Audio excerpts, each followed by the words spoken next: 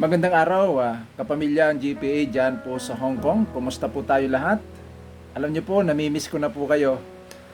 Sa araw na ito ay this weekend ay panahon na kung saan ay isiniselebrate ang mga mothers. Bagamat wala po sa Bible ang Mother's Day celebration, pero para na rin lang yan pag-alala ng birthday, 'di ba? Wala naman sa Biblia yung yung kailangan i-celebrate mo yung kapanganakan mo. Pero Kristiyano man at hindi Kristiyano ay nagsi-celebrate po ng kanila pong kaarawan. At ako ay bumabati at saludo po sa mga mothers. Lahat po kayo ng mga mothers po ng GPA. Ako po ay saludo po sa inyo sapagkat lalo na po sa ginagawa niyong sakripisyo, hindi po madali. Dahil po sa araw na ito ay siniselebrate ang Mother's Day, kung hindi man buong mundo, karamihan ay siniselebrate nila. Nais kong magbigay ng konting mensahe patungkol po sa mga, especially po sa inyo, mga mothers. At ang message na ito ay pinamagatan ang mabuting nanay, ang mabuting mother. Doon po sa Proverbs chapter 3 verse 10 to 31, hindi ko na po babasahin ng buo para maiksi lamang po yung time. Ito po, may binabanggit po sa unang talata sa chapter 3 verse 10. Ang sinabi po niya rito, verse 10, mahirap hanapin ang mabuting asawa, higit pa sa mamahaling alahas ang kanyang halaga. Ang deklarasyon po ng Proverbs na ito ni Haring Solomon, ang sabi po niya rito ay ang asawa daw, o tinutukoy nito mga kapatid, yung mga babae, yung mga married woman, ay higit pa daw sa mamahaling alahas ang kanyang halaga. Matindi po Kaya i-treasure po ninyo, kayong mga nanay, na ganun ang katotohanan na sinasabi po ng Biblia. Dito sa mga talatang ito, from verse 10 to 31, ay meron pa akong tatlong bagay po na isi-share po sa inyo kung ano po ba yung mabuting nanay. Ang una po ay, ang mabuting nanay ay siya po ay matapat. Yan. Siya po ay matapat.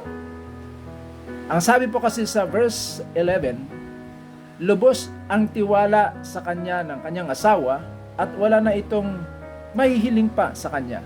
Verse 12, kabutihan at hindi kasamaan ang ginagawa niya sa kanyang asawa habang siya ay nabubuhay. Kapag sinabi nating faithful woman, of course, siya po ay faithful po sa kanyang asawa. Yan. Faithful sa kanyang asawa, faithful sa kanyang church, faithful sa kanya pong Panginoon, sa Panginoon. Yan po ang isang katangian ng isang mabuting nanay na sinasabi po ng banal na kasulatan. Kaya kayo pong mga nanay, be faithful sa inyong mga asawa. Maaari sabihin nyo, paano pastor? Yung asawa ko hindi faithful sa akin. Ang mahalaga ay faithful ka sa kanya. At lalo't higit po sa ating pong Panginoon. Pangalawa po na katangian ng mabuting nanay ay, ang sabi po kasi dito po sa verse 20 at saka verse 27, babasahin ko, matulungin siya sa mahihirap at mga nangangailangan. 27, masipag siya at inaalagaan mabuti ang kanyang pamilya. Ang pangalawang katangian po ng isang nanay ay siya po ay caring. Yan. Caring woman. As binabanggit kanina doon sa ating pong mga talatang binasa ay matulungin, masipag, maalaga. Yan. At ang pangatlo pang huli ay siya po ay sa verse 26, sinasabi po rito mga kapatid, babasahin ko, nagsasalita siya ng may karunungan at nagtuturo ng may kabutihan. Number 3 na katangian po ng isang nanay, mabuting ina, ay wise. Siya po ay marunong. Pagka sinabi natin marunong, ay ito po ay, ang aplikasyon nito ay yung mga bagay na kanyang ginagawa ay naisa sa katuparan doon kung ano ang natututunan niya po sa salita ng Panginoon. Yung natututunan niya sa salita ng Diyos ay naisa sa katuparan na isasagawa niya sa kanyang araw-araw na ginagawa, lalo't higit sa kanyang pamilya at sa kanyang paglilingkod sa Panginoon sa simbahan o kaya sa komunidad, sa neighborhood niya, kung saan siya po nakatira. Sa mga circle of friends, yan, na kailangan po maging pag sinabi kasi nating marunong, ay hindi po ito yung marami lang alam. Pagka specify natin ay maraming alam na katotohanan sa salita ng Diyos at naisasagawa niya ito sa kanyang buhay. Yun yung marunong na ibig sabihin nito.